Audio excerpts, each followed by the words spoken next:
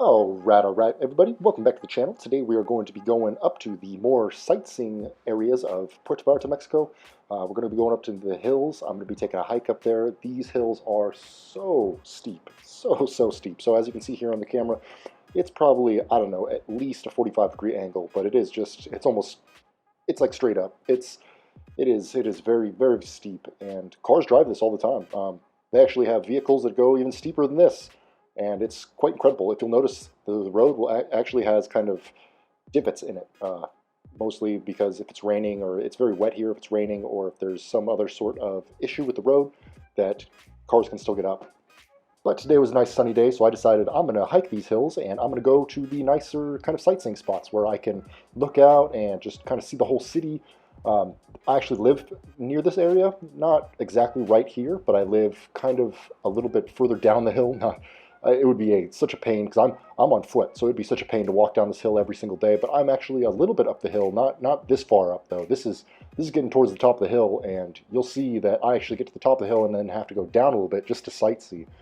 So here's about the top of the hill. Then I'll actually have to go down a little bit in order just to see the city. So I'm going to come down here, and then I'm going to turn left. And if you're wondering what part of the city I'm actually in, I'm not near the Malecon. I'm above the Malecon. So I'm not in the hills above the Malecon, but I'm right in that middle area. It's kind of a sweet spot. It's right. There's the Malecon, which is right next to the beach. It's the boardwalk. It's everything. And then if you go up a little bit, it's kind of a medium-sized hill. It's not a huge hill. It's you can actually look down onto it right there. That's kind of the area I live in right there. It's just kind of the broad city up in the hills a little bit, but not way up where I'm at right now. So here's kind of the sights you can see in the city. Absolutely gorgeous, beautiful city. Puerto Vallarta is, I'm jealous of the people that live here because it's absolutely gorgeous. But I gotta admit, it's actually nice being a tourist here too. If you guys don't know, when you tour different places, they treat you like a customer, and that may sound like a bad thing. You may be thinking, "Hey, I'm being treated like a customer. This doesn't sound like a great thing, right? They're just here to milk me drive all my stuff." But it's actually great because a lot of countries that if you are in your home country, they'll treat you almost like a slave to be milked, basically like a dairy cow or a meat cow to be slaughtered at the very end. But when you're touring places, they treat you like a customer. So I found for the most part that people actually want to try to please me. They actually want to try to give me stuff for a great deal or a low price. I mean, sure, there's the occasional person that'll try to swindle me out of a good deal. They'll try to overcharge me for something. But for the most part, I found that as long as you can speak somewhat okay Spanish here, and you're not annoying them with trying to speak Spanglish, and they can't understand you, you can't understand them, it's just an annoying experience. If you can actually communicate fairly well, then you'll have a good experience, and they'll just treat you like a customer. You're a tourist. You're foreign there. They leave you alone for the most part, and that's about it. I've walked past probably a couple hundred police by now, but the most they've ever said to me is "Hola, mi amigo, ¿cómo estás?" That's about it, and they don't bug me. I don't have a lot of people, unless you're going to the Malecon. The Malecon is the touristy area, so if you go to the Malecon, you're going to be sold to left and right. But for the most part, when I walk through the city, nobody sells to me. Nobody bugs me. Nobody does anything. Occasionally, there'll be the occasional person who'll come up and they'll say like, "Tienes cambio?" Like, "Do you have change?" Or "Tienes 20?" Or I've had all sorts of things. "Do you have a 20?" That kind of thing. They'll ask you random questions like that. But for the most part, people just leave you alone, especially when you're in the main city. I will say, though, that people will stare at you, and especially kids. So I'm a white guy. I'm a tall white guy. I stick out here. I do not look like the average person that lives here. And so I definitely stick out, especially the neighborhood I'm living in right now. So if I walk outside, like the adults for the most part will leave me alone. They won't do anything. They'll just kind of smile at me, say "Hola, buenas tardes," that kind of stuff. But the kids will stare at me because they know I'm foreign. They know I'm different. They know something's up about me, and so I'll just be walking down the street sometimes, and you'll just have kids just staring at you the entire way down. And sometimes kids will even point, like their friends and stuff. They'll point to you, and it's a fun experience. But it's harmless. Nothing bad. Check out this view right here, though. Absolutely gorgeous. Whole city right there. The whole coastline of Puerto Vallarta.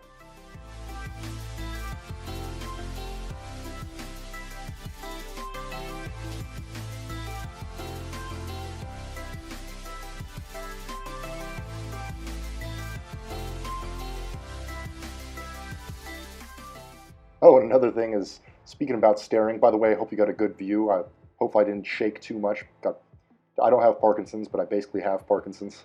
Anyways, another thing about staring is if you're filming here, people will stare at you filming also. So I walked down the road with the phone in my hand, and I got a huge phone. I got one of those. It's a Motorola Nexus 6, so it's one of those massive phones. It's one of those. It's like a Galaxy Note. It's huge. It fits your whole palm. And the thing is, it's got a bright silver and white back, and so it's really reflective too. And so I'll walk down the road with that, and I'll be filming, and people will stare at that too. But that's kind of a no-brainer. People will wonder why you're filming just a random neighborhood and walking around. They know I'm filming here. Like I was actually walking by, and one of those ladies up in the I don't know if you can see her up in the apartments there. She goes, "Está bonita, eh?" And I was like, "Sí, sí, está muy bonita." And she's basically saying, "It's beautiful, huh? It's beautiful." And I was going, "Yep, it is beautiful." So kind of cool. Locals will talk to you, and you'll just be walking along, having a good time. So very friendly people here. Very friendly in Puerto Vallarta. I want to check out the rest of Mexico. I assume they're all going to be. I assume it's a culture and it's a cultural thing, and they're all very friendly and very social. They are here in Puerto Vallarta, but I don't know. So far, so good. No complaints. Something I've noticed that's kind of neat here, especially in the neighborhood I'm living at, is that you'll just see huge families all living together. So you'll see the grandparents living with the parents, living with the children, living with the. Sometimes you'll even say, yeah, you'll see multiple generations of people living all together. So you'll see, yeah, grandparents, parents. You'll see the second generation of parents, their kids. I mean, it's actually kind of neat to see. So you'll see like the grandparents taking care of the newest born children and kids and toddlers, and when the parents go to work. So the parents will go to work, and then the abuela or abuelo will take care of the kids while they're at home, and then they'll come. The parents will come back home, and they'll come and they'll wash their kid up and stuff. But it's just kind of neat to see multiple generations of people all under the same roof, all living in the same house. I know in the USA we don't really do it like that anymore. Depends where you live. Some places do, but for the most part in the USA, it's a dog-eat-dog world, and it's generational. So you move out of your parents' house, and then you kind of create your own career and you create your own path in life, and then you move on to the next generation moves on to the next thing. But I see the true benefit of multiple generations all living in the same home together. It reduces costs, the cost of living, but it creates this social environment that it's almost like a very strong social bond, because what will happen is you'll have these families all living in the same homes. Well, those families will be friends with other families that are living they're living right next door, and so what will happen is the kids will go from one house to the next house. They'll go next door, and they'll all hang out there, and then they'll all hang out at a different house, and all the parents will watch them when they're there. They kind of just take care of each other through the neighborhood. It's kind of neat. It's the whole neighborhood raises the kids basically, and not just the one family, but the entire neighborhood. They all switch kids, and I actually have a little clip at the end here. I'll show you. They're having a birthday party, and they have a bounce house. Well, all the kids in the neighborhood just come over, and they all go to the same bounce house. Actually, funnily enough, it's the same kids having the bounce house today that stacked three spring mattresses outside, and we're all having a wrestling contest. So same kids, same house. Kind of neat, kind of funny. But here's that clip from the top of my deck. I'll just show the kind of bounce house right at the bottom here. They're all having a birthday party, having a grand old time of their life right here, all in swimsuits, sliding down the water slide bounce house thing. Also, before I forget to promote it, I have a $35 off your first Airbnb link down in the description below. I'm actually staying in Airbnb. This is where I'm at right now, filming, right above my Airbnb. This is the deck on the Airbnb. So yeah, $35 off in the description down below. And I'm just now realizing that I got back to my Airbnb at the perfect time, because it is about to rain. I don't know if you can tell. It is looking pretty gloomy here.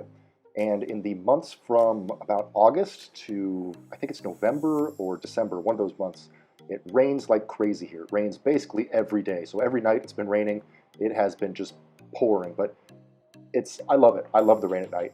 There's actually a roof on the deck where I'm staying here, and so I can go up to the deck, and I get like a smoothie with me and just drink the smoothie and just sit back and relax. But I'm gonna cut the video off right about here. If you like videos like this, make sure to hit that like button. It lets me know you appreciate the video, and it helps out the channel with the YouTube algorithm and BitChute algorithms. So thanks for watching, and I hope you have a great day. All right, I'll see you in the next one.